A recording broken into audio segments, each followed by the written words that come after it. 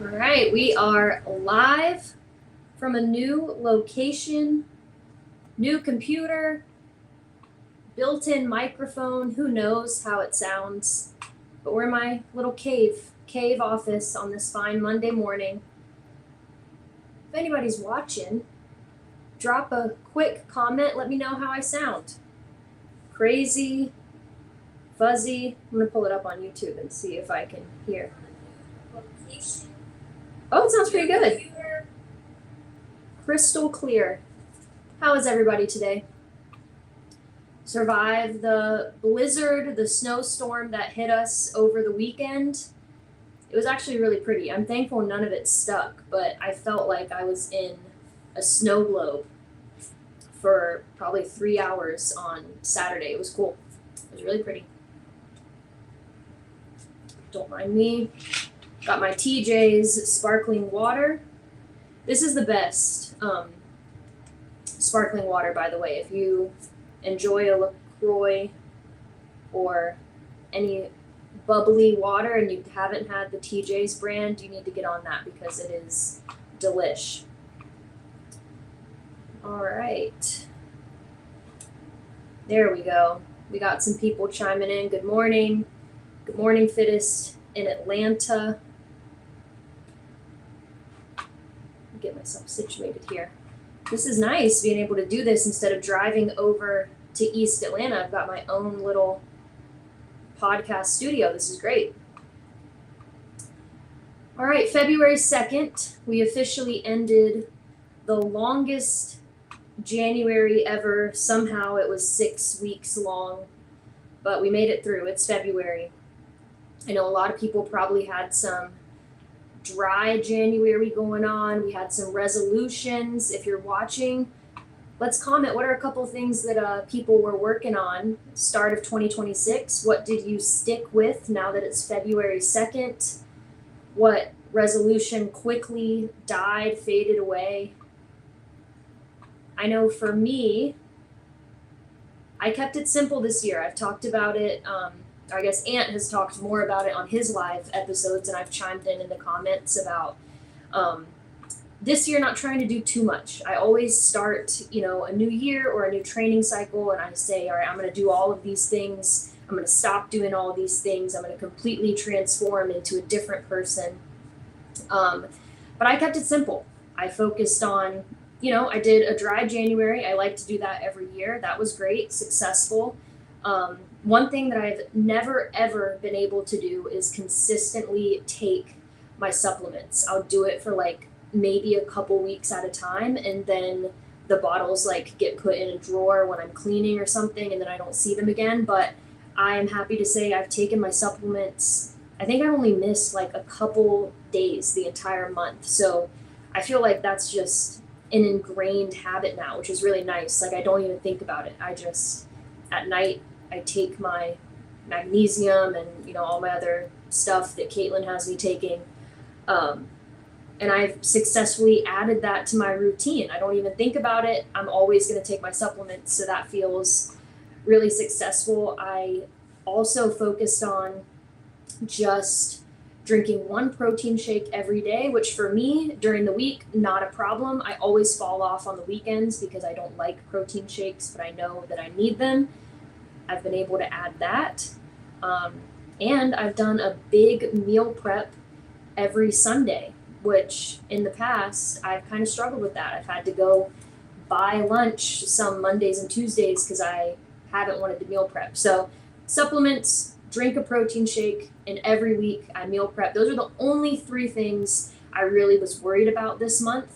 I just stuck to my usual schedule. Other than that, working out, 5 days a week, 6 days a week, maybe.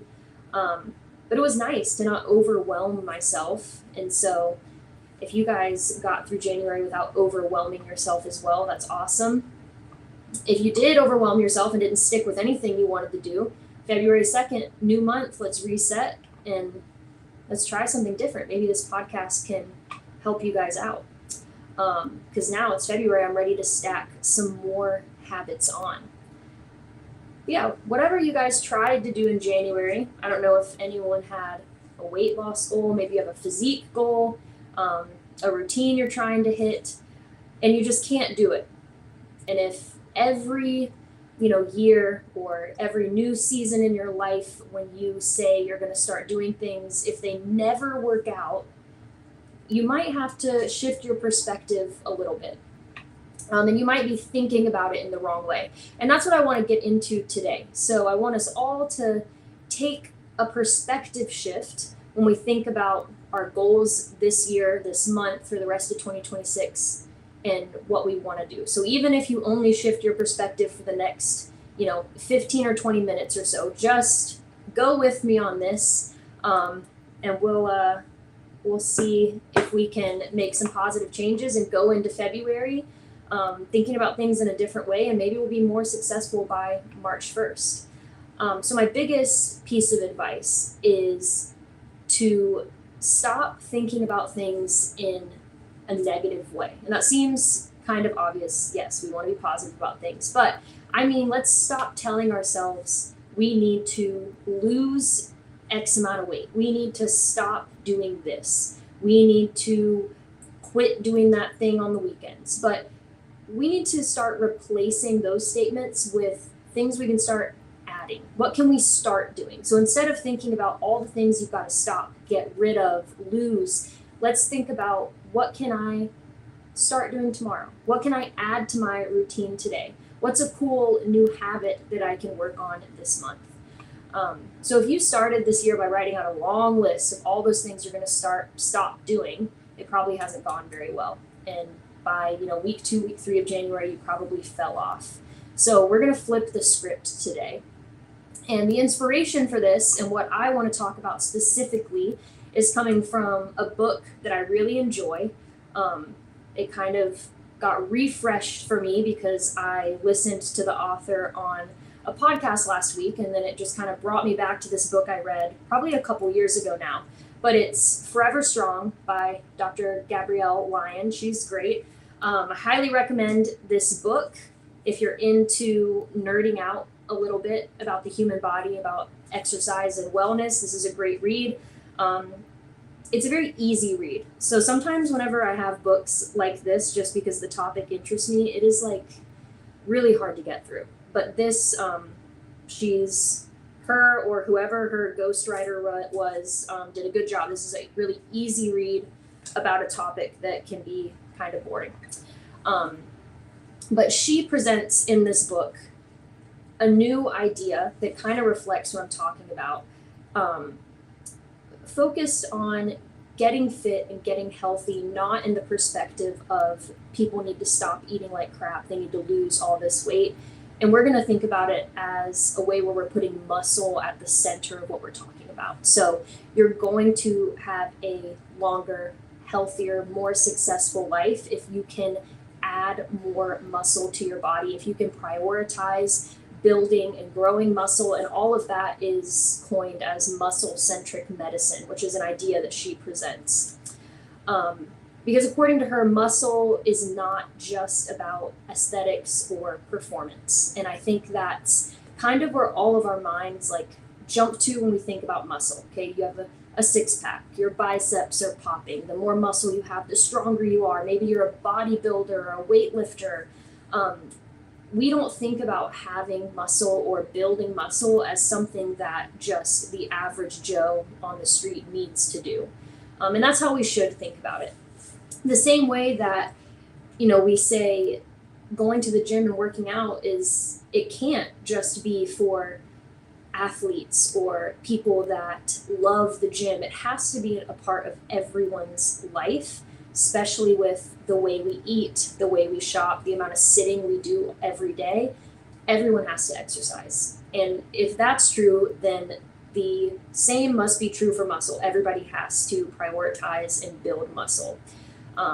Because it is, according to her, and I agree, the most powerful predictor of how long and how well we're going to live. So today I want to talk about why muscle is the driver of our metabolism, how muscle protects us as we age, and why a lot of, the weight loss methods that don't incorporate strength training are a big trap. And it starts with an issue of how we think about health as a society. And I'm not going to get too deep into the science or nerd out, even though I like to. If you want to nerd out, we can always talk before or after class. I'm happy to get into the weeds on this. But for a long time, and even still, health is what number is on the scale when you step on it, your BMI, body mass index, how can we get you to eat less, and then the controversial topic of fat. Eating fat does not make you fat, but people think it does, so we avoid it at all costs. But the problem, weight, BMI, how much you eat, how much fat you eat, none of those directly measure how healthy you are. You can be very thin and be very metabolically unhealthy. You can lose a bunch of weight, but that also means you're probably losing a bunch of muscle mass. And you can follow these quote unquote healthy pieces of advice that beneath the surface are very quietly and sneakily accelerating your aging and accelerating kind of the deterioration of your body. And a lack of muscle, whether it's a lack of muscle without a ton of excess fat or with excess fat, we're looking at higher rates of diabetes, of heart disease, of osteoporosis. And so the idea is that if we put muscle at the forefront or at the center of everything we do or think about in regards to our health, we're going to prevent all these diseases before they even start. Because we have to start thinking about muscle as what it is. It's an organ. It's not passive tissue. It's metabolically active tissue. It helps us regulate our blood sugar. It communicates with our brain. It affects inflammation, our immune health, and just the longevity of our body. So if our muscle mass declines, everything else is declining with it. You can't expect to just age and be frail and sit at your desk all day and just say, I'm not very strong. I don't like to work out. I don't care about having muscle. I just want to, work out to get a good sweat in. Then you're not focused on the right things. Muscle should be the thing that we are all so focused on, because a higher percentage of muscle mass in your body is a direct correlation with the lack of that long list of diseases I just rattled off. And I think the biggest thing that we all probably don't know about muscle, and I think everyone should know, is that muscle is the primary site for glucose disposal.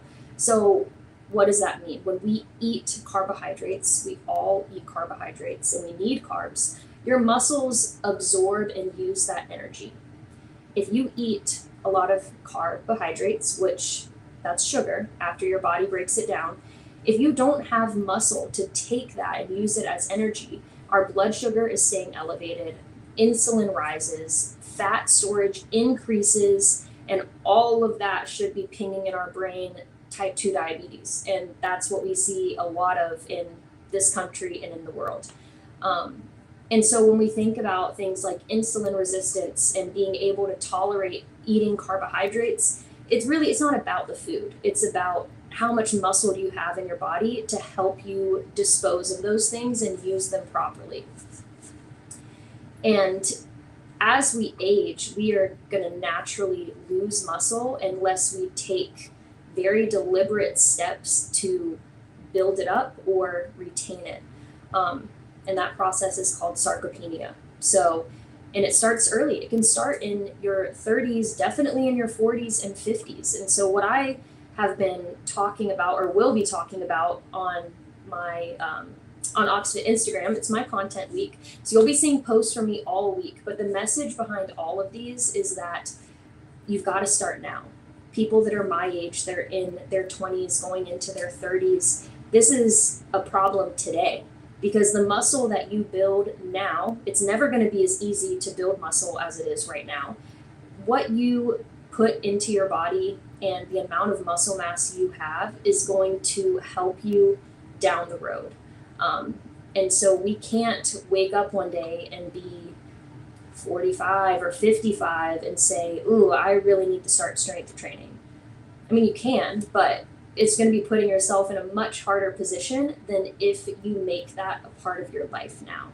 So once again, not thinking about, got to stop eating like crap. I've got to stop watching TV every night on the couch. Let's flip the script and think about, what can I start doing that's going to maximize my opportunity for growing muscle? What can I start doing that 40, 50, 60-year-old me is going to be thankful for when you look back? And it's tough to think about it that way because we have so much exposure to information and quick fixes for weight loss, whether it's medicated weight loss through a GLP-1 or some type of peptide supplement, or just crash diets that won't help you retain your progress. Everything, there's so much information and so much confusion about what is the right thing to do. And for most people, if you have a weight loss goal or just a body composition goal, you want to look a little bit tighter, a little bit more toned, all of those things are going to be focused around eating less, overemphasizing cardio, ignoring protein, ignoring strength training, whatever we can do to get this weight off and make ourselves smaller as fast as possible is the thing that we're going to do. But that isn't going to help you in the long run. You're going to be going like this for your entire life if you don't have that foundation of muscle to help you maintain your progress. And not only are we going to be weaker, but we're going to be smaller, we're not going to be healthier. We're going to be lighter, but we're going to be even more fragile. We might be leaner, but we're not really resilient to the changes that come in life. If you get sick or if you hurt your ankle and you can't work out for 3 weeks, if you don't have any muscle mass, you're just going to start accumulating fat like that. And so it's nice to think about having muscle as being like a little bit of an insurance policy for your body. I know that I have a good amount of muscle mass on my body that is working for me even when I don't know it. It's helping boost my immune system. I don't feel like I get sick as much as other people. It's going to be burning more calories at rest. So yes, I work out, but because I have muscle mass, it is like taking care of that when I'm just standing here. Whereas if you have a lower amount of muscle mass, you're not going to be burning as many calories. So it's going to make it harder for you to get the results that you want. And so if all of this is true, if muscle is really the organ of longevity, then the prescription for being the fittest, healthiest, best looking self is going to be strength training. And that doesn't mean that you all of a sudden need to be a bodybuilder or a power lifter or throw around crazy weights. It just means you have to start training with resistance. And that can even be body weight. An air squat or a push-up or a pull-up, that is strength training, right? You are moving against the resistance of your own weight. But then once we get past those movements, we add weight. We start back squatting. We start pressing dumbbells overhead. We start picking up heavy things off the floor, putting them down again. All of that is going to help us build muscle, and it's going to help us later in life, because we're always going to be able to get up off the floor, carry our groceries. If we trip, we can quickly catch ourselves if we're about to fall. And just having that insurance policy of knowing that you're putting in the steps now to have a successful and meaningful life later on is so important. And so that's kind of the message I want to get across to especially people my age, to not think of strength training or building muscle as something that you don't have to worry about, because you do. Building those healthy eating habits, getting a good strength training routine in, all of these things are so essential. And yeah, if you want to know even more about why, once again, highly recommend Forever Strong, Dr. Gabrielle Lyon. She's on a million podcasts. She's on all the things. I'm sure if you Google her, your Instagram algorithm will start getting flooded with her stuff. But yeah, it's a great book. It brings up a great point and something that I have experienced myself. I've seen other people experience it. When your muscle mass is higher, you are obviously stronger. You're not getting sick as often. You're burning more calories at rest, and you just have an overall more resilient body. So that is some food for thought for everyone today. If you started 2026 and you had a long list of things that you had to stop doing, you had weight to lose, you had food you had to stop eating, and none of that worked, it might be time to start thinking about things a different way. What can we start doing? How can we start building muscle? How can we start shopping for healthier foods in the grocery store? And it sounds simple to say it like that, but it really isn't. It's hard. So if you are struggling to start implementing these things into your life, you don't know how to strength train, you don't know how to go grocery shopping, you don't know how to balance all of this with work, with travel, that is what OxFit is here for. That is what our coaching program does every single day. We help people. If you work with me, you're going to be someone in their 20s or their 30s trying to build a routine. If you're a mom, Lauren is going to be there to help you. Fit dads, businessmen, aunt, and then Caitlin over in East Atlanta. That's what we do every day. We help people learn how to maximize their muscle mass and look, feel absolutely amazing. So it's only February 2nd. We got a long way before 2026 is over.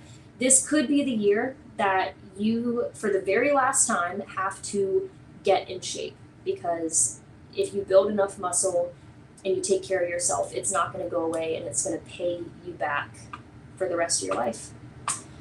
So that's my spiel. I hope you guys have a great Monday. Think about this. If you want to borrow the copy of this book, you can let me know. Otherwise, I will see y'all in the gym to lift some weights. Let's go.